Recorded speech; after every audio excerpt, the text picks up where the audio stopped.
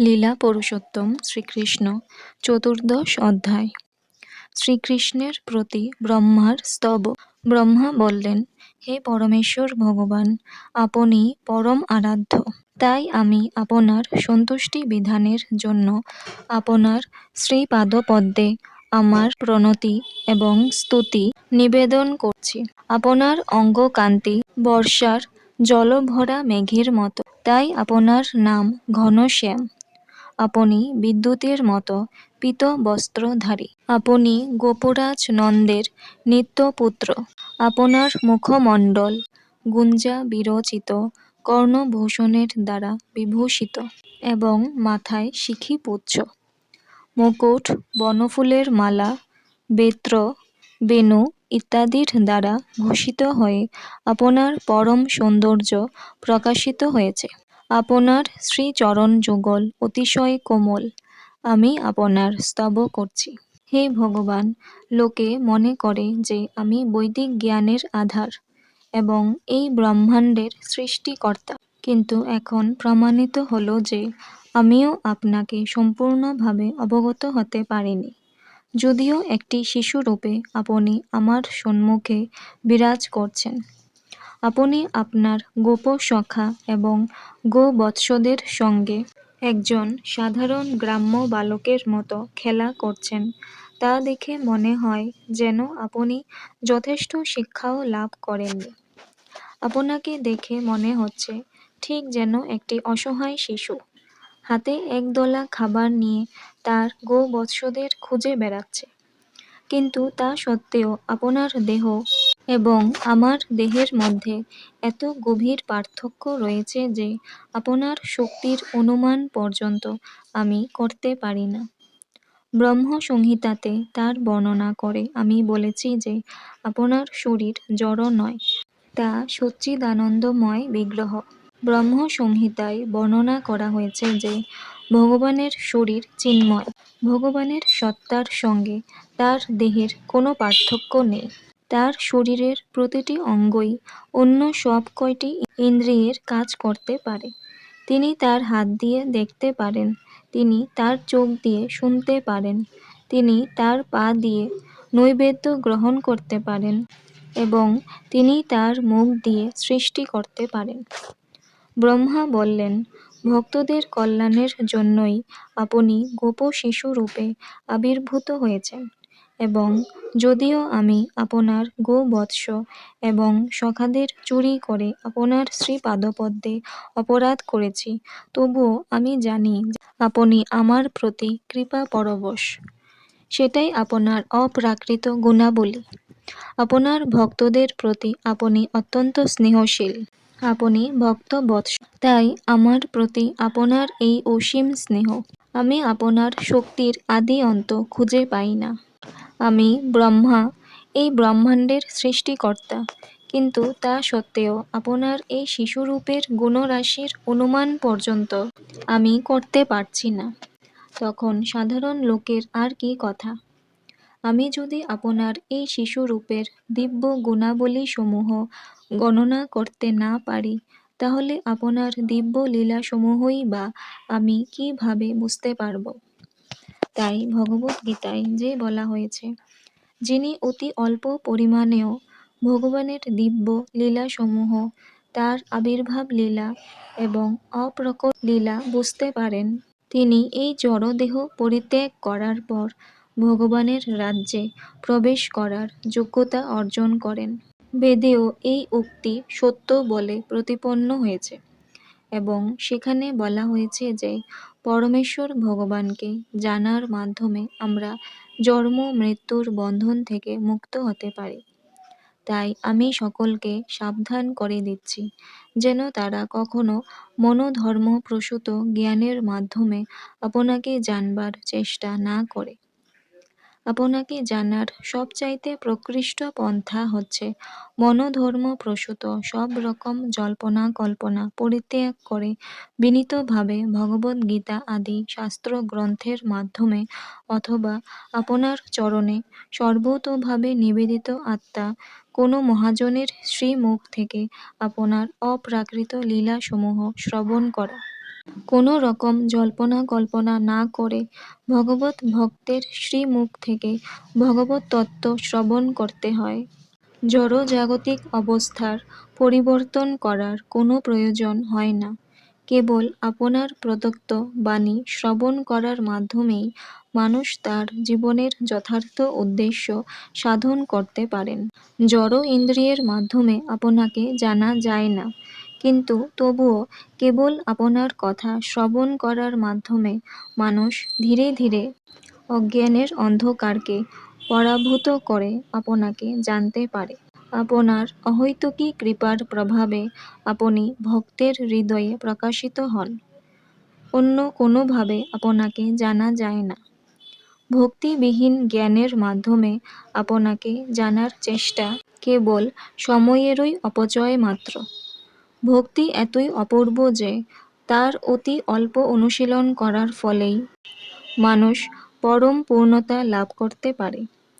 তাই কারোর পক্ষেই এই অতি মঙ্গলজনক ভগবত ভক্তির পন্থা পরিত্যাগ করে জ্ঞানের মাধ্যমে আপনাকে জানার চেষ্টা করা উচিত নয়।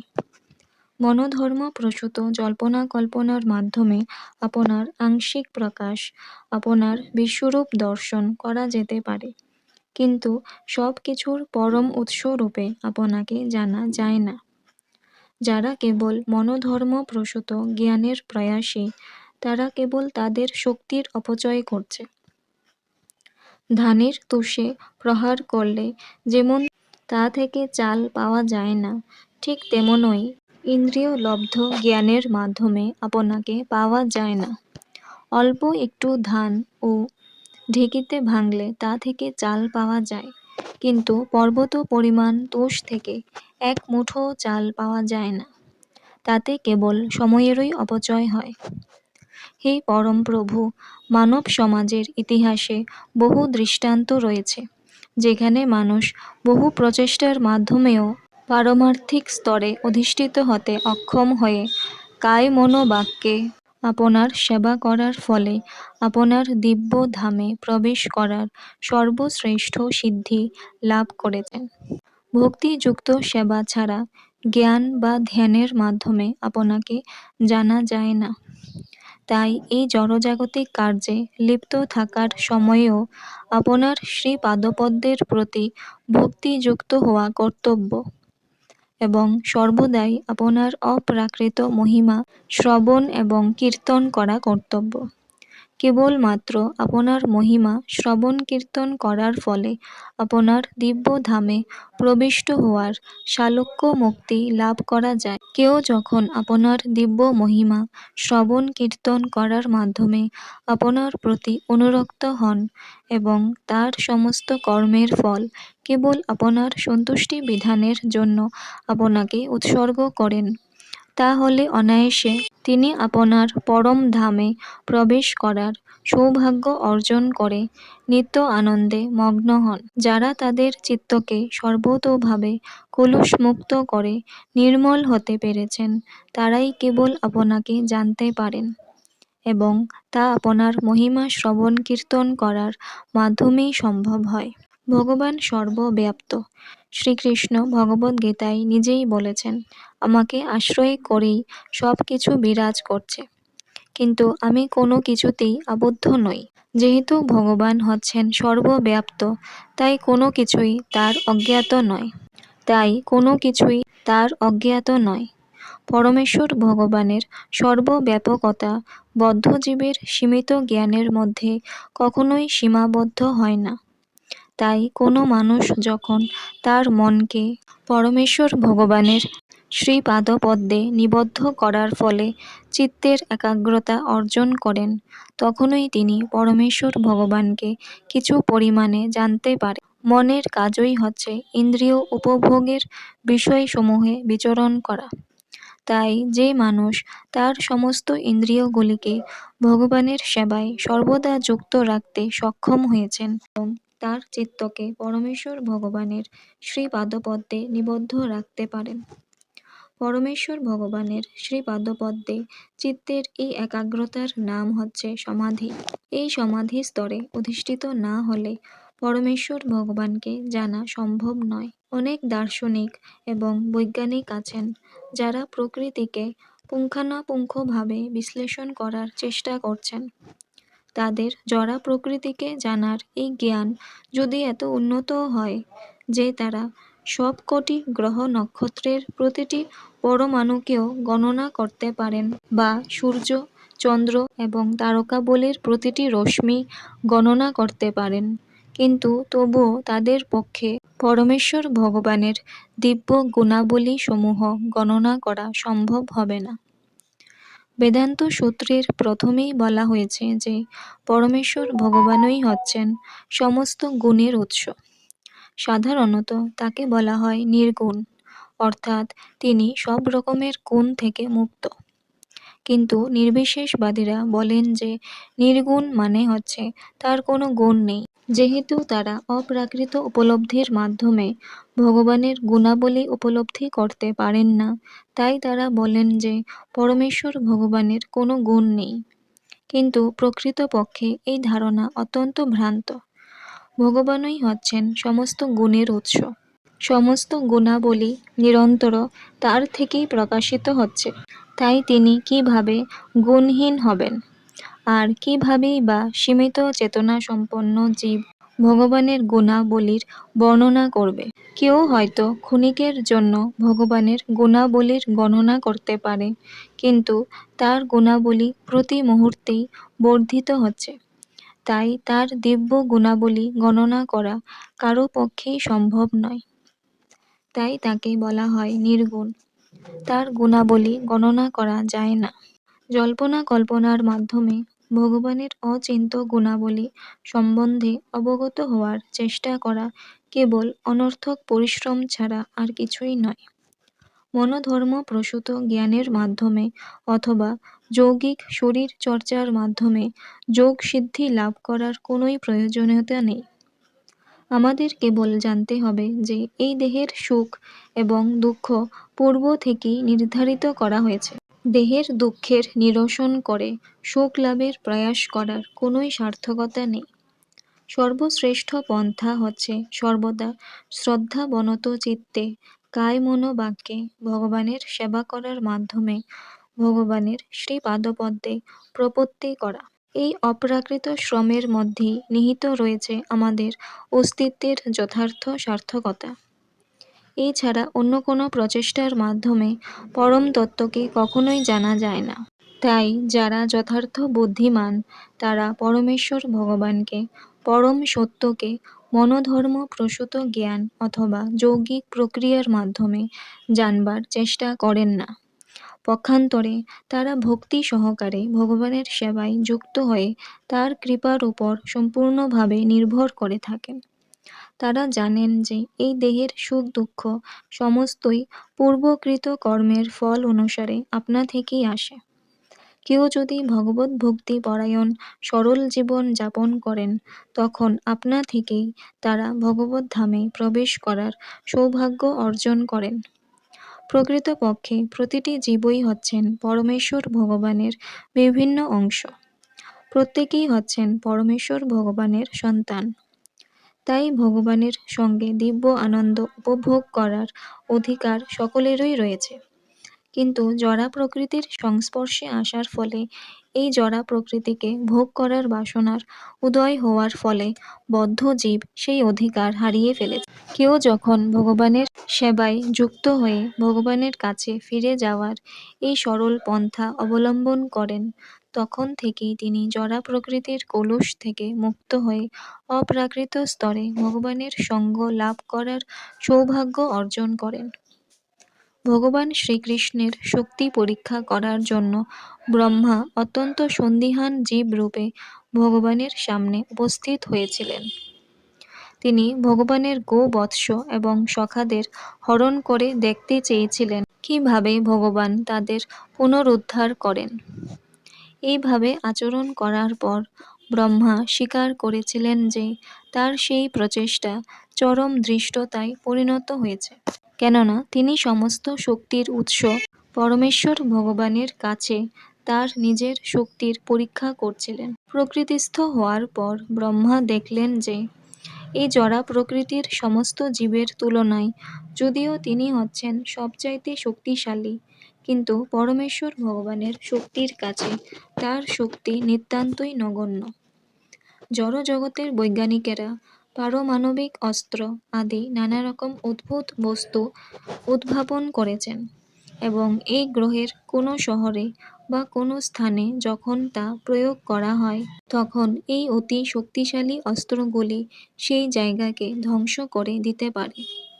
কিন্তু সেই পারমাণবিক অস্ত্রগুলি যদি সূর্যের উপর প্রয়োগ করা হয়, তেমনই শ্রীকৃষ্ণের গোবৎস এবং গোপসখাদের চুরি করার মাধ্যমে ব্রহ্মা তার অদ্ভুত যৌগিক শক্তি প্রদর্শন করেছিলেন ঠিকই, কিন্তু শ্রীকৃষ্ণ যখন অনায়াসে সেই গোবৎস এবং গোপ বালকদের সৃষ্টি করে তার অচিন্ত্য শক্তি প্রদর্শন করলেন, তখন ব্রহ্মা বুঝতে পারলেন যে ভগবানের শক্তির কাছে তার নিজের শক্তি কত নগণ্য। ব্রহ্মা পরমেশ্বর ভগবানকে অচ্যুত বলে সম্বোধন করলেন, কেননা তার প্রতি তার ভক্তের অতি নগণ্য সেবাও তিনি কখনো ভুলে যান না।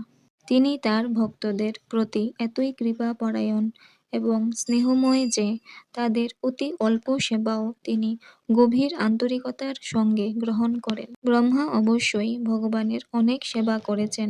এই ব্রহ্মাণ্ডের অধ্যক্ষ রূপে তিনি নিশ্চয়ই পরমেশ্বর ভগবান শ্রীকৃষ্ণের বিশ্বস্ত ভৃত্য, কিন্তু তা সত্ত্বেও দৈন্য সহকারে তিনি এইভাবে শ্রীকৃষ্ণের কাছে আবেদন করেছিলেন। তিনি ভগবানের কাছে প্রার্থনা করেছিলেন যে তিনি যেন তাকে তার অনুগত ভৃত্য বলে মনে করে তার এই ঔদ্ধত্য ক্ষমা করে দেন।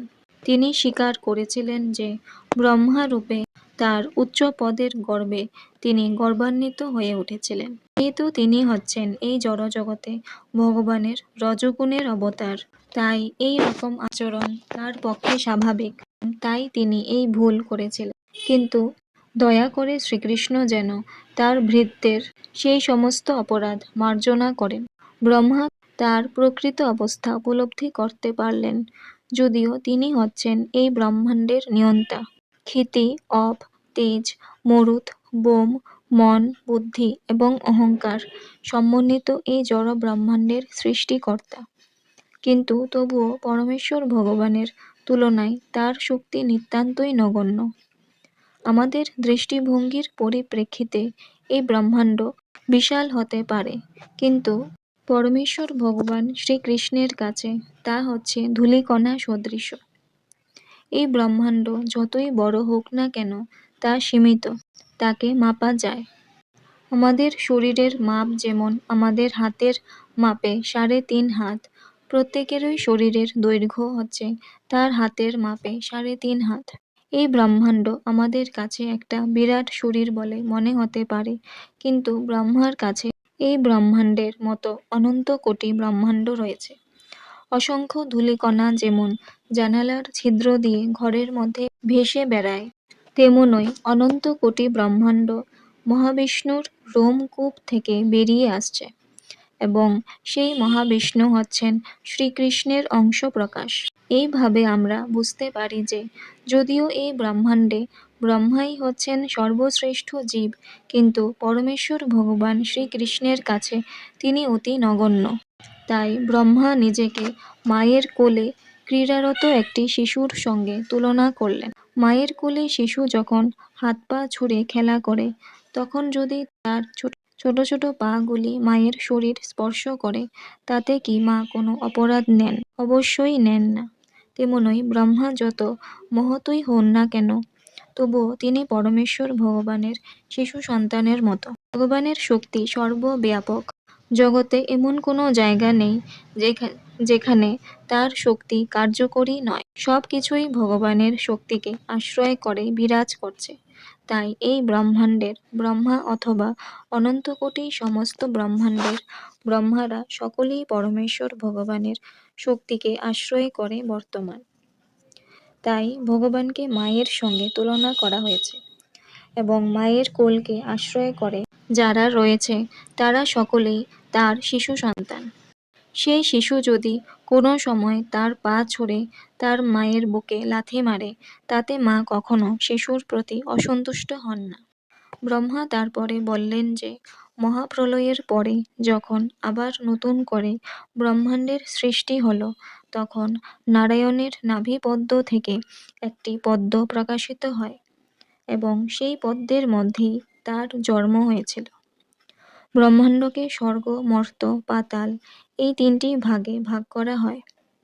প্রলয়ের সময় এই তিনটি লোক কারণ সমুদ্রের জলে লীন হয়ে যায়। সেই সময় শ্রীকৃষ্ণের অংশ অবতার নারায়ণ কারণ সমুদ্রে শয়ন করেন এবং ধীরে ধীরে তার নাভি থেকে একটি পদ্ম প্রকাশিত হয়। সেই পদ্ম থেকে ব্রহ্মার জন্ম হয়। তাই নারায়ণকে ব্রহ্মার মাতা রূপে গণ্য করা হয়। প্রলয়ের পর তিনিই হচ্ছেন সমস্ত জীবের আশ্রয়, তাই তার নাম নারায়ণ। নার শব্দটির অর্থ হচ্ছে সমগ্র জীব নিচয় এবং অয়ন শব্দটির অর্থ হচ্ছে আশ্রয়। গর্ভোদকশায়ী বিষ্ণুকে নারায়ণ বলা হয়, কেননা তিনি গর্ভ সমুদ্রের জলে শয়ন করে থাকেন এবং সেই সঙ্গে তিনি হচ্ছেন সমস্ত জীবের আশ্রয়। নারায়ণ সকল জীবের হৃদয়েও বর্তমান থাকেন, সেই কথা ভগবদ্গীতায় প্রতিপন্ন হয়েছে। সেই জন্য তিনি নারায়ণ, কেননা অয়ন কথাটির অর্থ হচ্ছে সমস্ত জ্ঞানের উৎস। ভগবদ্গীতায় বলা হয়েছে যে পরমাত্মা রূপে আমাদের হৃদয়ে উপস্থিত থেকে ভগবান আমাদের স্মৃতি দান করেন। দেহান্তর হওয়ার পর জীব তার পূর্ব জন্মের সমস্ত কথা ভুলে যায়, কিন্তু যেহেতু পরমাত্মা রূপে নারায়ণ তার হৃদয়ে থাকেন, তাই তিনি তাকে তার পূর্ব জন্মের কামনা বাসনা অনুসারে কর্ম করতে অনুপ্রাণিত করেন। ব্রহ্মা প্রমাণ করতে চেয়েছিলেন শ্রীকৃষ্ণই হচ্ছেন আদি নারায়ণ, অর্থাৎ তিনিই হচ্ছেন নারায়ণেরও উৎস। নারায়ণ ভগবানের বহিরঙ্গা প্রকৃতি, মায়ার প্রকাশ বা মায়া সম্ভূত নন। তিনি হচ্ছেন স্বয়ং ভগবানের প্রকাশ। বহিরঙ্গা শক্তি বা মায়ার কার্যকলাপ প্রকাশিত হয় এই জড় জগৎ সৃষ্টি হওয়ার পর, কিন্তু নারায়ণের আদি চিন্ময় শক্তি সৃষ্টির পূর্বেও সক্রিয় ছিল। তাই শ্রীকৃষ্ণ থেকে কারণোদকশায়ী বিষ্ণু, কারণোদকশায়ী বিষ্ণু থেকে গর্ভোদকশায়ী বিষ্ণু এবং গর্ভোদকশায়ী বিষ্ণু থেকে প্রতিটি জীবের হৃদয়ে ক্ষীরোদকশায়ী বিষ্ণু রূপে নারায়ণের সমস্ত প্রকাশ ভগবানের চিন্ময় শক্তিরই প্রকাশ। এই সমস্ত রূপ জড়া প্রকৃতির দ্বারা পরিচালিত হয় না, তাই তারা অনিত্য নন। এই জড়া প্রকৃতিতে সবই অনিত্য, কিন্তু ভগবানের পরা প্রকৃতির সবকিছুই নিত্য। শ্রীকৃষ্ণই যে আদি নারায়ণ তা প্রমাণ করতে গিয়ে ব্রহ্মা বললেন যে এই বিশাল ব্রহ্মাণ্ড গর্ভোদক সমুদ্রে বিশ্রাম করছে। তিনি বললেন এই বিশাল ব্রহ্মাণ্ডরূপী যে শরীর তা আপনার শক্তিরই একটি প্রকাশ। গর্ভ সমুদ্রের জলে বিশ্রাম করেন বলে তার এই বিশ্বরূপকেও নারায়ণ বলা হয় এবং আমরা সকলেই এই নারায়ণ রূপের গর্ভে অবস্থান করছি। আপনার বিভিন্ন নারায়ণ রূপ আমি সর্বদাই দর্শন করছি। আমি জলে আপনাকে দর্শন করছি, আমি আমার হৃদয়ে আপনাকে অনুভব করছি এবং আমি এখন আমার সামনে দণ্ডায়মান আপনাকে দেখতে পাচ্ছি। আপনিই হচ্ছেন আদি নারায়ণ। হে ভগবান, এই অবতরণে আপনি প্রমাণ করেছেন যে আপনিই হচ্ছেন মায়ার অধীশ্বর। আপনি যদিও এই জগতে রয়েছেন, তথাপি সমস্ত সৃষ্টি আপনার মধ্যে বিরাজ করছে। আপনি যখন মা যশোদাকে আপনার মুখের মধ্যে সমস্ত বিশ্ব ব্রহ্মাণ্ড দর্শন করিয়েছিলেন, তখন আপনি প্রমাণ করেছেন যে আপনার যোগমায়ার অচিন্ত্য শক্তির প্রভাবে এই ধরনের অসম্ভব কার্যকলাপ সাধিত হয়। হে প্রিয় ভগবান শ্রীকৃষ্ণ, যে জড় সৃষ্টি আমরা দর্শন করছি তা সবই আপনার শরীরের মধ্যে বর্তমান। তবুও আমি আপনাকে বাইরে দর্শন করছি এবং আপনিও আমাকে বাইরে দর্শন করছেন। আপনার অচিন্ত্য শক্তির দ্বারা প্রভাবিত না হলে কিভাবে তা সম্ভব? ব্রহ্মা এখানে খুব জোর দিয়ে বললেন যে পরমেশ্বর ভগবানের অচিন্ত শক্তিকে স্বীকার না করলে পরম সত্যকে যথাযথভাবে উপলব্ধি করা যায় না। তিনি বললেন, হে ভগবান, সবকিছু ছেড়ে দিয়ে কেবল আমার স্বচক্ষে দেখা আজকের ঘটনা সম্বন্ধে বিবেচনা করলেই কি বোঝা যায় না যে সেই সবই হচ্ছে আপনার অচিন্ত শক্তি। প্রথমে আমি আপনাকে একাকী দর্শন করলাম, তারপর আপনি আপনার গোপসখা রূপে, গোবৎস রূপে এবং বৃন্দাবনের সমস্ত উপকরণ রূপে নিজেকে প্রকাশিত করলেন। তারপরে আমি আপনার গোপসখাদের চতুর্ভুজ বিষ্ণুমূর্তি রূপে দর্শন করলাম এবং দেখলাম যে স্বর্গের দেবদেবীরা এবং প্রকৃতির সবকটি উপাদান মূর্ত হয়ে আপনার পূজা করছে। এমনকি আমিও আমাকে আপনার পূজা করতে দেখলাম। তারপরে তারা আবার গোপ বালকের রূপ পরিগ্রহ করলেন, কিন্তু আপনি আগের মতো একই রয়ে গেলেন। এর অর্থ কি এই নয় যে আপনিই হচ্ছেন সবকিছুর উৎস পরমেশ্বর ভগবান এবং আপনার থেকেই সবকিছু প্রকাশিত হয়, সবকিছু আপনাতেই প্রবিষ্ট হয়, কিন্তু আপনার কোনো পরিবর্তন হয় না? যারা আপনার অচিন্ত শক্তি সম্বন্ধে অবগত নয় তারা বুঝতে পারে না যে আপনি সৃষ্টিকর্তা ব্রহ্মা, পালনকর্তা বিষ্ণু এবং সংহারকর্তা শিব রূপে নিজেকে প্রকাশিত করেন। যাদের যথার্থ জ্ঞান নেই তারা মনে করে যে ব্রহ্মা সৃষ্টিকর্তা, বিষ্ণু পালনকর্তা এবং শিব হচ্ছেন সংহারকর্তা। প্রকৃতপক্ষে আপনিই হচ্ছেন সব কিছুর সৃষ্টিকর্তা, পালনকর্তা এবং সংহারকর্তা। তেমনই বিভিন্ন অবতার রূপে আপনি নিজেকে প্রকাশ করেন। দেবতাদের মধ্যে আপনি বামন দেব রূপে, ঋষিদের মধ্যে পরশুরাম রূপে, মানুষদের মধ্যে আপনার এই রূপ শ্রীকৃষ্ণ রূপে বা শ্রীরামচন্দ্র রূপে, পশুদের মধ্যে বরাহ অবতার রূপে এবং জলচরদের মধ্যে মৎস্য অবতার রূপে আপনি নিজেকে প্রকাশিত করেন। কিন্তু তবুও আপনি অরূপ, আপনি সর্ব অবস্থাতেই নিত্য। সাধুদের পরিত্রাণ করার জন্য এবং দুষ্কৃতকারীদের বিনাশ করার জন্য আপনি আপনার অচিন্ত শক্তির প্রভাবে প্রকট হন। হে আমার প্রভু, হে সর্বব্যাপক পরমেশ্বর ভগবান, হে পরমাত্মা, হে যোগেশ্বর, এই ত্রিলোকে আপনার দিব্য লীলাসমূহ সম্বন্ধে কেউই যথাযথভাবে অবগত হতে পারে না। আপনি যে কিভাবে আপনার যোগমায়ার প্রভাবে বিস্তার করেন, অবতার রূপে অবতরণ করেন এবং আপনার অপ্রাকৃত লীলাবিলাস করেন তা কেউই বুঝতে পারে না। হে প্রভু, সমস্ত জড় সৃষ্টি হচ্ছে একটি মুহূর্তের স্বপ্ন মাত্র এবং এই অনিত্য অস্তিত্ব কেবল মনকে আলোড়িত করে, যার ফলে উৎকণ্ঠায় আমাদের জীবন ভরে ওঠে। এই জড়জগতে বেঁচে থাকার অর্থ হচ্ছে কেবল দুঃখ কষ্ট ভোগ করা।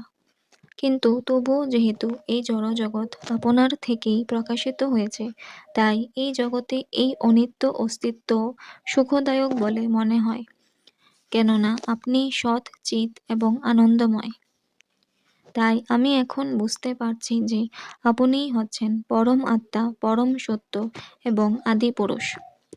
যদিও অনন্ত কোটি বিষ্ণু রূপে, অনন্ত কোটি জীব রূপে আপনার অচিন্ত দিব্য শক্তির মাধ্যমে আপনি নিজেকে প্রকাশিত করেছেন, তবুও আপনিই হচ্ছেন একমেবাদ্বিতীয়ম পরমেশ্বর। আপনিই হচ্ছেন পরম পরমাত্মা। অসংখ্য জীব হচ্ছে কেবল অগ্নি থেকে উদ্ভূত স্ফুলিঙ্গের মতো আপনার বিভিন্ন অংশ। হে প্রভু, ভ্রান্তিবশত জ্ঞানীরা পরমাত্মাকে নির্বিশেষ বলে মনে করে, কিন্তু আমি দেখছি যে আপনি পরমাত্মা এবং আপনিই হচ্ছেন আদিপুরুষ। অল্প জ্ঞান সম্পন্ন মানুষেরা মনে করতে পারে যে আপনি নন্দ মহারাজের পুত্র, তাই আপনি আদিপুরুষ হবেন কি করে? তারা মনে করতে পারে যে আপনি একজন সাধারণ মানুষের মতো জন্মগ্রহণ করেছেন, কিন্তু তারা আপনার অপ্রাকৃত লীলা বুঝতে পারে না বলেই এরকম ভ্রান্ত ধারণার বশবর্তী হয়। আমি এখন বুঝতে পেরেছি যে আপনিই হচ্ছেন প্রকৃত আদিপুরুষ। নন্দ মহারাজের পুত্র হওয়া সত্ত্বেও আপনিই হচ্ছেন আদিপুরুষ এবং সেই সম্বন্ধে আমার কোনো সংশয় নেই। আপনিই হচ্ছেন পরম সত্য। আপনি অন্ধকারাচ্ছন্ন জড়জগৎ থেকে প্রকাশিত হননি। আপনিই হচ্ছেন আদি ব্রহ্মজ্যোতি এবং জড়জগতের চন্দ্র, সূর্য আদি ভাস্কর গ্রহসমূহের উৎস। আপনার দিব্য অঙ্গকান্তি হচ্ছে ব্রহ্মজ্যোতি। অনেক বিষ্ণু অবতার আছেন এবং আপনার বিভিন্ন গুণাবলীর অবতার রয়েছে, কিন্তু এই সমস্ত অবতারেরা আপনার সমপর্যায় ভুক্ত নয়। আপনিই হচ্ছেন আদি প্রদীপ। অন্য সমস্ত অবতারের মধ্যে আদি প্রদীপের মতো গুণাবলী থাকতে পারে, সমান শক্তি থাকতে পারে, কিন্তু আদি প্রদীপটিই হচ্ছে সমস্ত আলোকের মূল কারণ। যেহেতু আপনি এই জড়া প্রকৃতিজাত নন, তাই এই জড় সৃষ্টির প্রলয়ের পরেও আপনি থাকেন। যেহেতু আপনি হচ্ছেন আদি পুরুষ, তাই বৈদিক উপনিষদ, গোপালতাপনী এবং সংহিতায় আপনাকে গোবিন্দম আদি পুরুষম বলে বর্ণনা করা হয়েছে। আপনিই হচ্ছেন আদি পুরুষ, সর্বকারণের পরম কারণ। ভগবদ্গীতাতেও বর্ণনা করা হয়েছে যে আপনিই হচ্ছেন ব্রহ্মজ্যোতির উৎস। কারোরই মনে করা উচিত নয় যে আপনার দেহ একটা সাধারণ জড়দেহের মতো। আপনার দেহ অক্ষয়, অবিনশ্বর, জ্ঞানময় এবং আনন্দময়। যশোদানন্দন রূপে বা গোপীনাথ রূপে আপনার সমস্ত লীলাবিলাস কখনোই জড়গুণের দ্বারা কলুষিত হয় না। তাই আপনার নাম নিরঞ্জন। যদিও আপনি নিজেকে এই সমস্ত গোপসখা এবং গোবৎস রূপে প্রকাশ করেছেন, তবুও আপনার অপ্রাকৃত শক্তি হ্রাস পায়নি। আপনি সর্বদাই পূর্ণ। বৈদিক শাস্ত্রে বর্ণনা করা হয়েছে, পূর্ণ পরমতত্ত্ব থেকে পূর্ণকে নিয়ে নিলেও তা পূর্ণ পরমতত্ত্বই থাকে। সেই পূর্ণ এক এবং অদ্বিতীয়। যেহেতু আপনার সমস্ত লীলাসমূহ অপ্রাকৃত, তাই জড়জগতের গুণের দ্বারা তাদের কলুষিত হওয়ার কোনো সম্ভাবনা নেই। আপনি যখন আপনার পিতা ও মাতা নন্দ মহারাজ এবং যশোদা মহারানীর আনুগত্য স্বীকার করেন, তার ফলে আপনার ঐশ্বর্যের কোনো হানি হয় না। এটা কেবল আপনার ভক্তের প্রতি আপনার প্রেমপূর্ণ ব্যবহারের নিদর্শন। আপনার সমান বা আপনার থেকে মহৎ আর কিছুই নেই। অল্প জ্ঞানসম্পন্ন মানুষ মনে করে যে আপনার লীলাসমূহ এবং আপনি জড় উপাধিযুক্ত। গোপালতাপনীতে প্রতিপন্ন হয়েছে যে আপনি অজ্ঞান এবং জ্ঞান এই দুইয়েরই অতীত। আপনিই হচ্ছেন প্রকৃত অমৃত, অবিনশ্বর। সেই সত্যের বর্ণনা করে বেদে বলা হয়েছে, অমৃতং শাশ্বতং ব্রহ্মে। ব্রহ্ম হচ্ছেন অনন্ত, সব কিছুরই আদি উৎস। তার জন্ম অথবা মৃত্যু নেই। উপনিষদে বলা হয়েছে যে পরম ব্রহ্ম হচ্ছেন সূর্যের মতো জ্যোতির্ময় এবং সব কিছুরই উৎস। যারা সেই আদি পুরুষকে জানতে পারেন, তারা এই জড় জগতের বদ্ধ জীবন থেকে মুক্তি লাভ করেন। কেউ যখন ভক্তিযুক্ত সেবার মাধ্যমে আপনার প্রতি অনুরক্ত হয়, তখন সে জানতে পারে আপনি কে। তখন সে জানতে পারে যে আপনার জন্ম, আবির্ভাব, অন্তর্ধান এবং কার্যকলাপ সবই অপ্রাকৃত। আপনার জন্ম, কর্ম এবং কার্যকলাপ দিব্য বলে জানতে পারার মাধ্যমে মানুষ তার দেহত্যাগের পর পনার ধামে প্রবেশ করতে পারে। তাই বুদ্ধিমান মানুষ এই ভবসমুদ্র পার হওয়ার জন্য আপনার শ্রীপাদপদ্মের শরণ নেয় এবং অনায়াসে অপ্রাকৃত জগতে প্রবেশ করে। অনেক লোক তথাকথিতভাবে ধ্যান করে, কিন্তু তারা জানে না যে আপনিই হচ্ছেন পরম আত্মা। পরম আত্মা রূপে আপনি সকলের হৃদয়ে বিরাজ করেন। তাই আপনাকে বাদ দিয়ে অন্য কিছুর ধ্যান করার কোনো প্রয়োজনীয়তা নেই। কেউ যখন সর্বক্ষণ আপনার এই কৃষ্ণ রূপের ধ্যানে মগ্ন থাকেন, তখন অনায়াসে তিনি এই ভবসমুদ্র পার হয়ে যান। কিন্তু যারা জানে না যে আপনিই হচ্ছেন পরমাত্মা, তারা তাদের তথাকথিত যৌগিক প্রচেষ্টা সত্ত্বেও এই জড়জগতের বন্ধনেই আবদ্ধ থেকে যায়। আপনার ভক্ত সঙ্গের প্রভাবে যদি কোনো মানুষ জানতে পারে যে আপনিই হচ্ছেন আদি পরমাত্মা, তাহলে তার পক্ষে ভবসমুদ্র পার হওয়া সম্ভব হয়।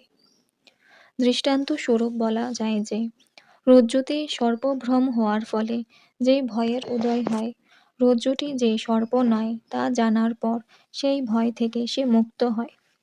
তেমনই ভগবদ্ গীতা গ্রন্থে আপনার বাণীর মাধ্যমে এবং শ্রীমদ্ ভাগবত গ্রন্থে আপনার শুদ্ধ ভক্তদের বর্ণিত আপনার মহিমা সম্বন্ধে অবগত হওয়ার মাধ্যমে যখন আপনাকে জীবের পরম উদ্দেশ্য রূপে জানা যায়, তখন আর জড় অস্তিত্ব সম্বন্ধে কোনো ভয় থাকে না। যে জানে যে রজ্জুটি সর্প নয়, তার যেমন কোনো ভয় থাকে না, ঠিক তেমনই যে মানুষ ভক্তি সহকারে আপনার সেবা করছে, তার কাছে তথাকথিত বন্ধন বা মুক্তি উভয়ই সম্পূর্ণ নিরর্থক। ভক্ত জানেন যে এই জড়জগৎ আপনার সৃষ্টি এবং তাই তিনি সবকিছু দিয়ে আপনার অপ্রাকৃত সেবা করেন। তাই তিনি সব রকমের বন্ধন থেকে মুক্ত। যে মানুষ সূর্য গ্রহে বাস করে, তার কাছে যেমন দিন এবং রাত্রি রূপে সূর্যোদয় এবং সূর্যাস্তের কোনো প্রশ্নই ওঠে না, তেমনই নিত্য আনন্দময় আপনার ধামে যারা আপনার সঙ্গে আপনার লীলা উপভোগ করেন, তাদেরও তথাকথিত সমস্ত সুখ দুঃখের দ্বন্দ্ব ভাবের কোনো প্রশ্নই ওঠে না। শাস্ত্রে আপনাকে সূর্যের সঙ্গে তুলনা করা হয়েছে এবং মায়াকে অন্ধকারের সঙ্গে তুলনা করা হয়েছে। সূর্য থাকলে যেমন অন্ধকারের কোনো প্রশ্ন ওঠে না, তেমনই যারা সর্বদা আপনার সঙ্গে রয়েছেন, তাদেরও বন্ধন বা মুক্তির কোনো প্রশ্ন ওঠে না। তারা ইতিমধ্যেই মুক্ত হয়ে গেছেন। কিন্তু যারা আপনার সেই পাদপদ্মের আশ্রয় গ্রহণ না করে ভ্রান্তিবশত নিজেদের মুক্ত বলে অভিমান করে, তারা আবার অধঃপতিত হয়। কেননা তাদের বুদ্ধি বৃত্তি এখনো জড়জগতের কলুষ থেকে সম্পূর্ণভাবে মুক্ত হয়নি। তাই কেউ যদি মনে করে যে পরমাত্মা আপনার থেকে ভিন্ন এবং তা মনে করে বনে বা হিমালয়ের গুহায় গিয়ে পরমাত্মাকে খুঁজতে থাকে, তাহলে তাদের অবস্থা অত্যন্ত শোচনীয়। শাস্ত্রে আপনি সব রকমের ধর্ম পরিত্যাগ করে আপনার শরণাগত হওয়ার নির্দেশ দিয়েছেন, কেননা আপনার শরণাগত হওয়াই হচ্ছে জীবনের চরম উদ্দেশ্য। আপনি যেহেতু সবকিছুরই পরম উৎস, তাই যারা ব্রহ্ম সুখের অনুসন্ধান করছে, তারা প্রকৃতপক্ষে আপনাকেই অনুসন্ধান করছে। যারা পরমাত্মাকে অনুসন্ধান করছে, তারা আপনাকেই অনুসন্ধান করছে। শাস্ত্রে বর্ণনা করা হয়েছে যে আপনার আংশিক প্রকাশ পরমাত্মা রূপে আপনি এই জড় সৃষ্টিতে প্রবিষ্ট হয়েছেন। আপনি সকলের হৃদয়ে বিরাজমান এবং তাই পরমাত্মাকে অন্য কোথাও অনুসন্ধান করার কোনো প্রয়োজন নেই। কেউ যদি তা করে, তাহলে বুঝতে হবে যে সে অজ্ঞানের অন্ধকারে আচ্ছন্ন। এই অজ্ঞানের স্তর অতিক্রম করে যিনি যথার্থ জ্ঞান লাভ করেছেন, তিনি জানেন যে আপনি অসীম, আপনি অন্তরে ও বাহিরে এবং সর্বত্রই বিরাজমান। অন্য কোথাও পরমাত্মাকে না খুঁজে ভক্ত আপনাতেই তার মনকে নিবদ্ধ করেন। প্রকৃতপক্ষে যে মানুষ তার দেহাত্মবুদ্ধি থেকে মুক্ত হয়েছেন, তিনিই কেবল আপনাকে যথাযথভাবে খুঁজতে পারেন, অপর কেউ তা পারে না। রজ্জুতে সর্পভ্রমের দৃষ্টান্ত কেবল তাদের ক্ষেত্রেই প্রযোজ্য, যারা আপনাকে জানেন না। রজ্জুতে যে সর্পভ্রম হয়, সেই সর্পের ধারণাটি মনের মধ্যেই রয়েছে। তেমনই আপনার সম্বন্ধে অজ্ঞতাই হচ্ছে মায়া। আপনাকে ভুলে যাওয়াই হচ্ছে মায়াবদ্ধ অবস্থায়। যিনি অন্তরে ও বাহিরে আপনার ভাবনাতেই মগ্ন, তিনি কখনো মায়ার দ্বারা আচ্ছন্ন হন না। যে জীব অতি অল্প মাত্রাতেও আপনার প্রতি ভক্তিপরায়ণ হয়েছেন, তিনি আপনার মহিমা উপলব্ধি করতে পারেন। ভক্তিপদ অবলম্বন না করে যারা ব্রহ্মজ্ঞান লাভের এবং পরমাত্মা উপলব্ধির প্রচেষ্টা করেছেন, তারা আপনাকে জানতে পারেন না। কেউ নির্বিশেষবাদীদের মহান গুরু হতে পারে, অথবা বনে বা পাহাড়ের গুহায় গিয়ে বহু বছর ধরে তপস্বী জীবন যাপন করে ধ্যান করতে পারে, কিন্তু ভক্তিযুক্ত সেবা ব্যতীত তারা কখনোই আপনার মহিমা উপলব্ধি করতে পারবে না। আপনার প্রতি ভক্তিপরায়ণ না হলে তারা বহু বছর ব্রহ্মজ্ঞান লাভ এবং পরমাত্মা উপলব্ধির চেষ্টা করলেও সিদ্ধি লাভ করতে পারবে না। হে প্রিয় প্রভু, আমি প্রার্থনা করি যে জন্ম জন্মান্তরে আমি যেন আপনার অনুগত ভৃত্য হওয়ার সৌভাগ্য অর্জন করতে পারি। যেখানেই আমি থাকি না কেন, আমি প্রার্থনা করি যে আমি যেন সর্বদাই আপনার সেবা করে যেতে পারি। ভবিষ্যতে আমি কিরকম জীবন লাভ করব তা নিয়ে আমার কোনো ভাবনা নেই, কেননা আমি দেখতে পাচ্ছি যে গোবৎসরূপে গোপসখা রূপে আপনার ভক্তরা সর্বক্ষণ আপনার অপ্রাকৃত সেবা করার এবং আপনার সঙ্গ লাভ করার পরম সৌভাগ্য অর্জন করেছে। তাই আমি কামনা করি আমি যেন তাদের মতো হতে পারি। এই অতি উন্নত ব্রহ্মার পদে আর আমার কোনো স্পৃহা নেই, কেননা তা আমাকে অজ্ঞানের অন্ধকারে আচ্ছন্ন করে রেখেছে। বৃন্দাবনের গোপিকারা এবং গাভীরা এত সৌভাগ্যবতী যে তারা আপনাকে তাদের বুকের দুধ দান করছে। যে সমস্ত মানুষ মহান যজ্ঞের অনুষ্ঠান করছেন, আপনার উদ্দেশ্যে প্রভূত ধন সম্পদ উৎসর্গ করছেন, তারাও আপনাকে জানতে পারেন না। কিন্তু নির্মল চিত্তে আপনার প্রতি ভক্তি পরায়ণ হওয়ার ফলে এই সমস্ত গ্রাম্য মহিলারা এবং গাভীরা আপনাকে তাদের অতি আপনজন হিসাবে তাদের কাছে পেয়েছে এবং তাদের বুকের দুধ দিয়ে আপনার সন্তুষ্টি বিধান করছেন। আপনি পরম তৃপ্তি সহকারে তাদের দুধ পান করছেন, কিন্তু সেই সমস্ত যজ্ঞকারের অনুষ্ঠান আপনার তৃপ্তি সাধন করতে পারেনি। নন্দ মহারাজের, মা যশোদার এবং এই বৃন্দাবনের গোপ গোপীদের সৌভাগ্য দর্শন করে আমি বিস্ময়ান্বিত হয়েছি, কেননা আপনি পরম সত্য পরমেশ্বর ভগবান এখানে তাদের পরম প্রেমাস্পদ রূপে বিরাজ করছেন। হে প্রিয় প্রভু, ব্রজবাসীরা যে কত ভাগ্যবান তা কেউ কল্পনাও করতে পারে না।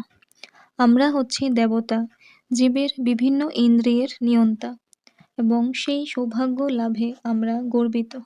কিন্তু এই সমস্ত ব্রজবাসীদের সৌভাগ্যের সঙ্গে আমাদের সৌভাগ্যের কোনো তুলনা হয় না, কেননা তারা সর্ব অবস্থাতেই আপনার উপস্থিতি ও সঙ্গ উপভোগ করছেন। ইন্দ্রিয় সমূহের নিয়ন্তা বলে আমরা গর্বান্বিত হতে পারি, কিন্তু ব্রজবাসীরা এতই উচ্চ স্তরে অধিষ্ঠিত যে তারা আমাদের নিয়ন্ত্রণাধীন নন। তারা আপনার সেবার মাধ্যমে তাদের ইন্দ্রিয় উপভোগ করছেন।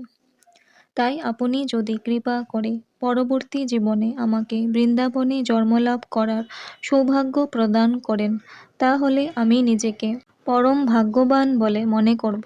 হে প্রিয় প্রভু, তাই জড় ঐশ্বর্য বা জড় বন্ধন থেকে মুক্তি এর কোনোটির প্রতি আমার স্পৃহা নেই। অতি বিনীতভাবে আমি আপনার শ্রীপাদপদ্মে প্রার্থনা জানাই যেন আপনি কৃপা করে আমাকে এই বৃন্দাবনে যে কোনো শরীরে জন্মলাভ করার সুযোগ দেন, যাতে আমি বৃন্দাবনের ভক্তদের পদধূলির দ্বারা অভিষিক্ত হওয়ার সৌভাগ্য অর্জন করতে পারি। এই ব্রজভূমিতে যদি আমি একটি নগণ্য তৃণরূপেও জন্মগ্রহণ করতে পারি, তাহলে আমি নিজেকে সার্থক বলে মনে করব। কিন্তু এই বৃন্দাবনে জন্মগ্রহণ করার মতো সৌভাগ্য যদি আমার না থেকে থাকে, তাহলে আমি আপনার কাছে প্রার্থনা করি যেন কৃপা করে বৃন্দাবনের সন্নিকটেই আমি তৃণগুল্ম রূপে জন্মগ্রহণ করতে পারি, যাতে ভক্তরা যখন বেড়াতে যাবে তখন যেন আমি তাদের শ্রীপাদপদ্মের স্পর্শ লাভ করে ধন্য হতে পারি। সেটিই হবে আমার পরম সৌভাগ্য। আমার একমাত্র অভিলাষ হচ্ছে আমি যেন আপনার ভক্তদের শ্রীপাদপদ্মের ধূলিকণা সারা গায়ে মেখে ধন্য হতে পারি। আমি দেখছি যে এখানে সকলেই আপনার চিন্তাতে মগ্ন। সমস্ত বেদের আরাধ্য মুকুন্দ ছাড়া আর কাউকেই তারা জানে না। ভগবদ্গীতায় বলা হয়েছে যে সমস্ত বৈদিক জ্ঞানের উদ্দেশ্য হচ্ছে শ্রীকৃষ্ণকে জানা। ব্রহ্ম সংহিতায় বলা হয়েছে যে বৈদিক শাস্ত্র অধ্যয়ন করার মাধ্যমে শ্রীকৃষ্ণকে খুঁজে পাওয়া অত্যন্ত কঠিন, কিন্তু তার শুদ্ধ ভক্তের কৃপার মাধ্যমে তাকে অতি সহজে লাভ করা যায়। বৃন্দাবনের শুদ্ধ ভক্তরা অত্যন্ত সৌভাগ্যবান, কেননা তারা সর্বক্ষণ মুকুন্দকে অর্থাৎ শ্রীকৃষ্ণকে দর্শন করতে পারেন। এই মুকুন্দ শব্দটির দুটি অর্থ।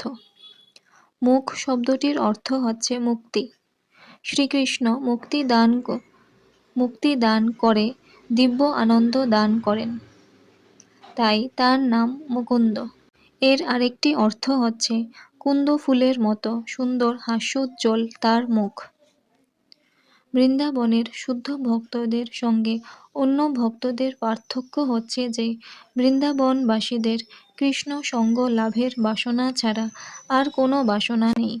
শ্রীকৃষ্ণ হচ্ছেন ভক্ত বৎসল, যেহেতু তারা সর্বক্ষণ তার সঙ্গ লাভ করতে চান, তাই তিনি তাদের সেই বাসনা পূর্ণ করেন। বৃন্দাবনে ভক্তদের ভগবানের প্রতি যে প্রেম তা স্বতঃস্ফূর্ত।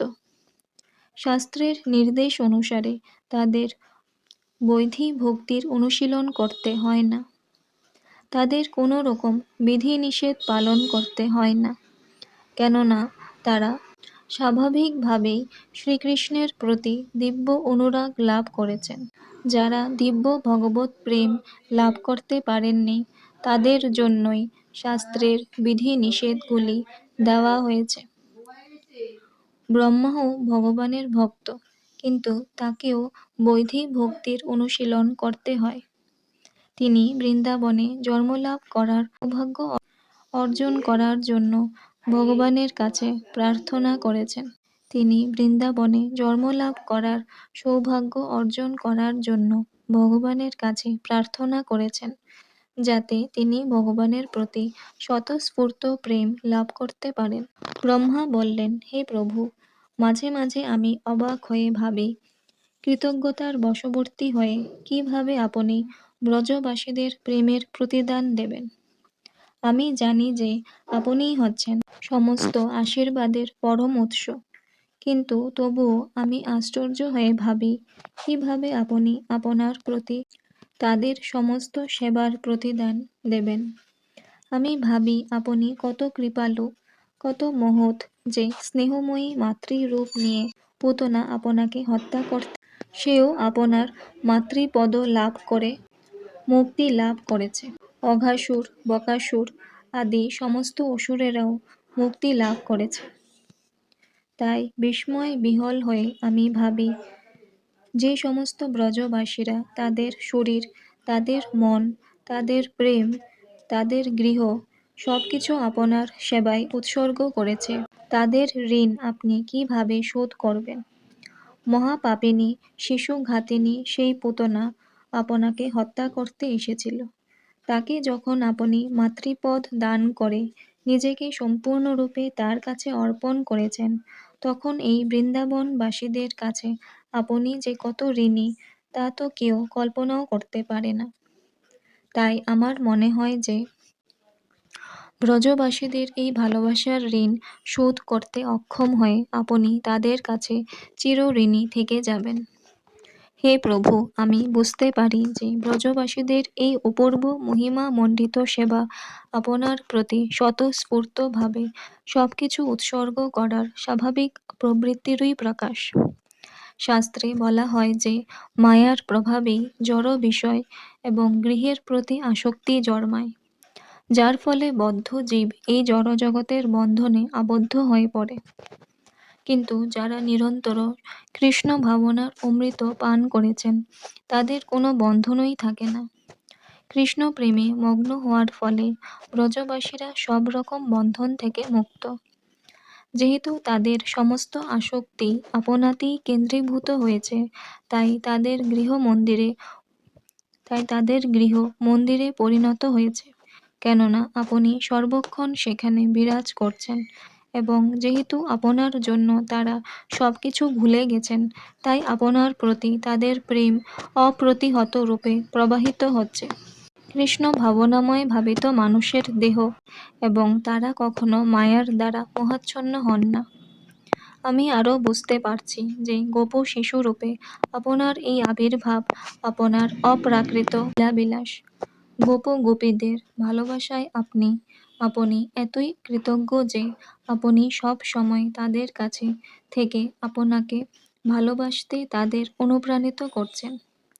বৃন্দাবনে জড় এবং চিন্ময়ের কোনো পার্থক্য নেই, কেননা এখানে সবকিছুই আপনার সেবায় উৎসর্গীকৃত হয়েছে। হে প্রিয় প্রভু, আপনার এই বৃন্দাবন লীলা বিলাসের দ্বারা আপনি আপনার ভক্তদের অনুপ্রাণিত করছেন। যদি কেউ আপনার এই বৃন্দাবন লীলাকে প্রাকৃত কার্যকলাপ বলে মনে করে, তাহলে তারা বিপথগামী হবে। হে প্রিয় প্রভু কৃষ্ণ, যে সমস্ত মানুষ আপনার চিন্ময় রূপকে একজন সাধারণ মানুষের জড় শরীর বলে মনে করে অবজ্ঞা করে, তারা হচ্ছে অসুর এবং নির্বোধ। আপনি সর্ব অবস্থাতেই চিন্ময়। অভক্তরা আপনার দ্বারা প্রতারিত হয়, কেননা তারা মনে করে যে আপনার রূপ হচ্ছে জড়, কিন্তু প্রকৃতপক্ষে আপনি একটি সাধারণ গোপ বালকের রূপ পরিগ্রহ করেছেন, কেবল আপনার ভক্তদের আপনার প্রতি ভক্তি বর্ধন করার জন্য এবং তাদের দিব্য আনন্দে মগ্ন করার জন্য। হে প্রিয় প্রভু, যে সমস্ত মানুষ ঘোষণা করে যে তারা ইতিমধ্যেই ভগবানকে জেনে গেছে অথবা ভগবানকে জানার মাধ্যমে তারাই ভগবান হয়ে গেছে, তাদের মনোবৃত্তি এত জঘন্য যে তাদের সম্বন্ধে আমার কিছুই বলার নেই। তবে আমার সম্বন্ধে আমি এইটুকু বলতে পারি যে আমার শরীর, মন এবং বাক্য দিয়ে আপনাকে জানা সম্ভব নয়। আপনার মহিমা সম্বন্ধে আমি কি বলতে পারি, অথবা আমার ইন্দ্রিয় দিয়ে আমি কিভাবে আপনাকে জানতে পারি? সমস্ত ইন্দ্রিয়ের অধিপতি যে মন, সেই মন দিয়েও আমি আপনার সম্বন্ধে যথাযথভাবে চিন্তা করতে পারি না। আপনার গুণাবলী, আপনার কার্যকলাপ এবং আপনার রূপ জড়জগতের বন্ধনে আসক্ত মানুষ উপলব্ধি করতে পারে না। কেবলমাত্র আপনার কৃপার প্রভাবেই আপনাকে কিয়ৎ পরিমাণে জানতে পারা যায়। হে প্রিয় প্রভু, যদিও আমি ভ্রান্তিবশত মাঝে মাঝে মনে করি যে আমিই হচ্ছি এই ব্রহ্মাণ্ডের নিয়ন্তা, কিন্তু প্রকৃতপক্ষে আপনিই হচ্ছেন সমস্ত জগতের পরম ঈশ্বর। আমি এই ব্রহ্মাণ্ডের নিয়ন্তা হতে পারি, কিন্তু অনন্ত কোটি ব্রহ্মাণ্ড রয়েছে এবং সেই সমস্ত ব্রহ্মাণ্ডের নিয়ন্তা রূপে অনন্ত কোটি ব্রহ্মা রয়েছেন, আর আপনিই হচ্ছেন তাদের সকলেরই অধীশ্বর। প্রতিটি জীবের হৃদয়ে পরমাত্মা রূপে বিরাজ করে আপনি আমাকে আপনার অনুগত ভক্ত রূপে গ্রহণ করুন। আপনার গোপ সখা এবং গোবৎসদের সঙ্গে লীলাবিলাসে আমি যে বাধা দিয়েছি, সেই জন্য আপনি আমাকে ক্ষমা করুন। আপনি যদি অনুমতি দেন, তাহলে এখনই আমি এখান থেকে বিদায় নেব, যাতে আপনি আপনার গোপ সখা এবং গোবৎসদের সঙ্গ উপভোগ করতে পারেন। হে প্রিয় প্রভু কৃষ্ণ, আপনার এই নামের অর্থ হচ্ছে যে আপনিই হচ্ছেন সর্বাকর্ষক। সূর্য ও চন্দ্রের প্রতি আমাদের যে আকর্ষণ, তার কারণও আপনি। সূর্যের আকর্ষণের দ্বারা আপনি যদু বংশকে মহিমান্বিত করেছেন। চন্দ্রের আকর্ষণের দ্বারা আপনি পৃথিবী, ব্রাহ্মণ, গরু এবং সমুদ্রকে মহিমান্বিত করেছেন। আপনার পরম আকর্ষণের ফলেই কংস আদি অসুরেরা বিনষ্ট হয়। তাই আমি বুঝতে পারছি যে এই সৃষ্টিতে আপনিই হচ্ছেন পরম আরাধ্য।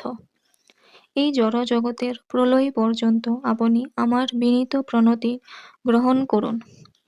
যতক্ষণ এই জগতে সূর্যের কিরণ থাকবে, ততক্ষণ কৃপা করে আপনি আমার বিনীত প্রণতি গ্রহণ করুন। এইভাবে এই ব্রহ্মাণ্ডের নিয়ন্তা ব্রহ্মা পরমেশ্বর ভগবান শ্রীকৃষ্ণকে 3 বার প্রদক্ষিণ করে সশ্রদ্ধ প্রণতি জানিয়ে তার আলয় ব্রহ্মলোকে ফিরে যাওয়ার জন্য প্রস্তুত হলেন। মৃত হাস্যে ইঙ্গিত করে পরমেশ্বর ভগবান তাকে ফিরে যাওয়ার অনুমতি দিলেন। ব্রহ্মা চলে যাওয়ার পরেই শ্রীকৃষ্ণ গোবৎস এবং গোপ বালকদের অন্তর্ধানের পর যেভাবে ছিলেন ঠিক সেইভাবেই লীলাবিলাস করতে লাগলেন। শ্রীকৃষ্ণ যমুনার তীরে ভোজনরত অবস্থায় তার বন্ধুদের কাছ থেকে চলে গিয়েছিলেন এবং যদিও তিনি ঠিক 1 বছর পরে ফিরে এলেন, গোপ বালকেরা মনে করল যে 1 মুহূর্ত পরে যেন কৃষ্ণ তাদের কাছে ফিরে এলেন। এটাই হচ্ছে শ্রীকৃষ্ণের অন্তরঙ্গা শক্তি এবং লীলাবিলাসের ধরন। তাই বলা হয়েছে যে শ্রীকৃষ্ণ সকলের হৃদয়ে বিরাজ করছেন এবং তিনি স্মৃতি ও বিস্মৃতির কারণ। প্রতিটি জীবই পরমেশ্বর ভগবানের শক্তির দ্বারা নিয়ন্ত্রিত হয়। কখনো তারা তাদের স্বরূপ বিস্মৃত হয়, আবার কখনো তাদের স্বরূপ সম্বন্ধে স্মৃতির উদয় হয়। এইভাবে ভগবানের দ্বারা নিয়ন্ত্রিত হয়ে তার সখারা বুঝতে পারল না যে পুরো 1 বছর তারা সেই গোচারণ ভূমিতে উপস্থিত ছিল না এবং সেই সময় তারা ব্রহ্মার দ্বারা মোহাচ্ছন্ন ছিল।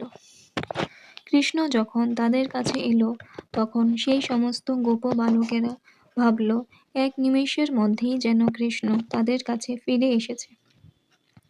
তারা মনে করল যে মধ্যাহ্ন ভোজন ছেড়ে যেতে কৃষ্ণের ইচ্ছা হচ্ছিল না এবং তাই তারা হাসতে লাগল। আনন্দে উৎফুল্ল হয়ে তারা কৃষ্ণকে আহ্বান করল, প্রিয় সখা কৃষ্ণ, তুমি এত তাড়াতাড়ি ফিরে এসেছ। ঠিক আছে, এখনো আমরা আমাদের ভোজন শুরু করিনি, আমরা 1 গ্রাস খাবারও খাইনি, তাই এসো আমরা সকলে মিলে একসঙ্গে আহার করি। কৃষ্ণ হেসে তাদের সেই নিমন্ত্রণ স্বীকার করলেন এবং তার সখাদের সঙ্গে বনভোজনের আনন্দ উপভোগ করতে লাগলেন। খাওয়ার সময় কৃষ্ণ ভাবছিলেন, এই সমস্ত বালকেরা মনে করছে যে আমি অতি অল্প সময়ের মধ্যেই ফিরে এসেছি, কিন্তু তারা জানে না যে ব্রহ্মার অলৌকিক কার্যকলাপে প্রভাবিত হয়ে 1 বছর গত হয়ে গেছে। ভোজনান্তে কৃষ্ণ তার সখা এবং গোবৎস সহ ব্রজভূমিতে তাদের গৃহের দিকে যাত্রা করলেন। যেতে যেতে তারা এক বিরাট সর্পরূপী অঘাসুরের মৃতদেহটা দেখে আনন্দে উৎফুল্ল হল। কৃষ্ণ যখন ব্রজভূমিতে ফিরে এলেন তখন সমস্ত ব্রজবাসীরা তাকে দর্শন করতে ছুটে এলেন। তার মাথায় শোভা পাচ্ছিল শিখিপুচ্ছ আর বনফুলের মালা। তার গলদেশেও ফুলমালা শোভা পাচ্ছিল এবং গোবর্ধন পর্বতের গুহা থেকে আহরণ করা নানারকম ধাতব রং দিয়ে তার শরীর রঞ্জিত হয়েছিল।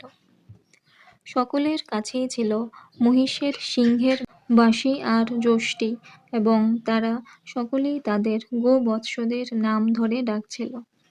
কৃষ্ণের অপূর্ব সমস্ত কার্যকলাপে তারা এতই গর্বান্বিত ছিল যে গ্রামে প্রবেশ করার সময় তারা সকলেই তার মহিমা কীর্তন করতে লাগল। বৃন্দাবনের গোপাঙ্গনারা অপূর্ব মাধুর্যমণ্ডিত কৃষ্ণকে গ্রামে প্রবেশ করতে দেখলেন। সুন্দর সুন্দর গান রচনা করে গোপ শিশুরা বর্ণনা করতে লাগল কিভাবে বিরাট সর্পের গ্রাস থেকে তারা রক্ষা পেয়েছে এবং কিভাবে সেই সর্পটিকে কৃষ্ণ সংহার করেছে। কেউ কেউ কৃষ্ণকে যশোদানন্দন বলে বর্ণনা করল আর কেউ তাকে নন্দদুলাল বলে বর্ণনা করল। তারা বলল, কৃষ্ণের কার্যকলাপ এতই অদ্ভুত যে সে আমাদের এক বিরাট সর্পের গ্রাস থেকে রক্ষা করে তাকে সংহার করেছে। তাদের কোনো ধারণাই ছিল না যে অঘাসুর সংহারের পর 1 বছর কেটে গেছে। এই সম্বন্ধে মহারাজ পরীক্ষিত সুখদেব গোস্বামীকে প্রশ্ন করলেন, কৃষ্ণ যদিও তাদের পরিবারভুক্ত ছিলেন না, তবুও কৃষ্ণের প্রতি ব্রজবাসীরা কিভাবে এত অনুরক্ত হয়েছিলেন? মহারাজ পরীক্ষিত জিজ্ঞাসা করলেন, প্রকৃত গোপ বালকদের অনুপস্থিতিকে কৃষ্ণ যখন নিজেকে সেই সমস্ত গোপ বালক রূপে প্রকাশিত করলেন তখন সেই সমস্ত বালকদের পিতা মাতারা কেন কৃষ্ণের প্রতি তাদের নিজেদের ছেলেদের থেকেও বেশি স্নেহপরায়ণ হয়েছিলেন? আর গাভীরাই বা কেন তাদের নিজেদের বৎস থেকে কৃষ্ণের প্রকাশ বৎসদের প্রতি এত স্নেহপরায়ণ হয়েছিল। সুখদেব গোস্বামী মহারাজ পরীক্ষিতকে বললেন যে প্রতিটি জীবই নিজের প্রতি সবচাইতে বেশি আসক্ত। পরিবার, পরিজন, বন্ধু বান্ধব, গৃহ, দেশ, সমাজ, বৃত্ত, ঐশ্বর্য, যশ ইত্যাদি বহিরঙ্গা সমস্ত উপকরণগুলি গৌণ। এই সমস্ত জিনিসগুলি আত্মাকে আনন্দ দান করে বলেই তাদের প্রতি আমরা আসক্ত হই। সেই কারণেই সকলেই আত্মকেন্দ্রিক এবং সেই জন্যই তারা স্ত্রী, পুত্র, বন্ধু বান্ধবদের থেকে নিজের দেহ এবং আত্মার প্রতি সবচাইতে বেশি আসক্ত। যখন কেউ কোনো বিপদের সম্মুখীন হয় তখন অপরের থেকে নিজেকেই রক্ষা করতে তারা বেশি সচেষ্ট হয়। এটাই স্বাভাবিক। এর অর্থ হচ্ছে যে আমরা আমাদের আত্মাকে সবচাইতে বেশি ভালোবাসি। আত্মার পরে এই জড়দেহের প্রতি আমাদের সবচাইতে বেশি আসক্তি। যে মানুষের আত্মা সম্বন্ধে কোনো ধারণা নেই সে তার নিজের দেহের প্রতি অত্যন্ত আসক্ত থাকে। তাদের দেহের প্রতি ওইসব মানুষ এত আসক্ত থাকে যে বৃদ্ধ বয়সেও তারা কৃত্রিম উপায়ের মাধ্যমে দেহটাকে রক্ষা করার চেষ্টা করে এবং তারা মনে করে যে তারা তাদের বৃদ্ধ জরাগ্রস্ত শরীরটিকে রক্ষা করতে পারবে। দৈহিক বা আধ্যাত্মিক ধারণার দ্বারা প্রভাবিত হয়ে সকলেই সুখের অন্বেষণে দিন-রাত কঠোর পরিশ্রম করছে। আমরা জড় বিষয়ের প্রতি আসক্ত হই কেননা তা দেহের ইন্দ্রিয়গুলিকে সুখ দান করে। দেহের প্রতি এই আসক্তির কারণ হচ্ছে আমিত্ব, এই দেহের আত্মা। তেমনই কেউ যখন আরও উন্নত হন তখন তিনি জানতে পারেন যে এই আত্মা আমাদের আনন্দের অনুভূতি আনে, কেননা এই আত্মা হচ্ছে শ্রীকৃষ্ণের বিভিন্ন অংশ। চরমে শ্রীকৃষ্ণই হচ্ছেন সর্ব আনন্দদায়ক এবং সর্বাকর্ষক। তিনিই হচ্ছেন সকলের পরমাত্মা। আমাদের এই সরল সত্যটি জানিয়ে দেওয়ার জন্যই শ্রীকৃষ্ণ অবতরণ করে আমাদের বলেন যে তিনিই হচ্ছেন সমস্ত আকর্ষণের কেন্দ্র। শ্রীকৃষ্ণের প্রকাশ ছাড়া কোনো কিছুই আকর্ষণীয় হতে পারে না। এই জগতে যা কিছুই আমাদের আকর্ষণ করে তার কারণ হচ্ছেন শ্রীকৃষ্ণ। তাই শ্রীকৃষ্ণই হচ্ছেন সমস্ত আনন্দের উৎস। সবকিছুরই মূল কারণ হচ্ছেন শ্রীকৃষ্ণ এবং অতি উন্নত ভক্তরা শ্রীকৃষ্ণের সঙ্গে সম্বন্ধযুক্ত রূপে সবকিছু দর্শন করেন। শ্রী চৈতন্য চরিতামৃতে বলা হয়েছে যে অতি উন্নত স্তরের ভক্ত বা মহাভাগবত স্থাবর ও জঙ্গম সবকিছুর মধ্যেই শ্রীকৃষ্ণের দর্শন করেন। তাই এই জগতে সবকিছুই তিনি শ্রীকৃষ্ণের সঙ্গে সম্পর্কযুক্ত রূপে দর্শন করেন। যে সৌভাগ্যবান মানুষ সর্বতোভাবে শ্রীকৃষ্ণের শরণাগত হয়েছেন তিনি ইতিমধ্যেই মুক্তি লাভ করেছেন, তিনি আর জড়জগতে নেই। সেই কথা ভগবদ্ গীতাতেও প্রতিপন্ন হয়েছে। যিনি শ্রীকৃষ্ণের প্রতি ভক্তিযুক্ত সেবায় যুক্ত হয়েছেন তিনি ব্রহ্মভূত স্তরে অধিষ্ঠিত। এই কৃষ্ণ নামটি সমস্ত পুণ্য এবং সমস্ত মুক্তির আধার। যিনি শ্রীকৃষ্ণের পাদপদ্মের আশ্রয় গ্রহণ করেন তিনি এই ভবসমুদ্র পার হওয়ার নৌকায় আরোহণ করেছেন।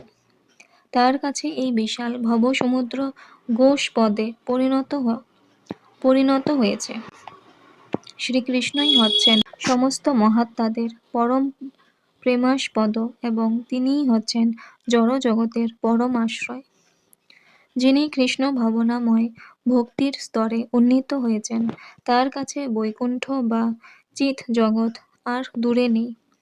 তিনি আর এই বিপদসংকুল জড়জগতে বাস করছেন না। এইভাবে সুখদেব গোস্বামী মহারাজ পরীক্ষিতের কাছে কৃষ্ণ ভাবনাময় বিজ্ঞান বিশ্লেষণ করলেন। সুখদেব গোস্বামী মহারাজ পরীক্ষিতকে ব্রহ্মার স্তব শোনালেন। তার গোপসখাদের সঙ্গে সরোবরের তীরে বনভোজন এবং তার প্রতি ব্রহ্মার স্তব সবই চিন্ময়। যারা এই লীলাবিলাস শ্রবণ করেন তাদের সমস্ত পারমার্থিক কামনা বাসনা পূর্ণ হয়। এইভাবে শ্রীকৃষ্ণের বাল্যলীলা বৃন্দাবনে বলরাম সহ সখাদের সঙ্গে লীলাবিলাস বর্ণিত হয়েছে। এটি লীলা পুরুষোত্তম শ্রীকৃষ্ণ গ্রন্থের শ্রীকৃষ্ণের প্রতি ব্রহ্মার স্তব নামক চতুর্দশ অধ্যায়ের ভক্তি বেদান্ত তাৎপর্য সমাপ্ত হল।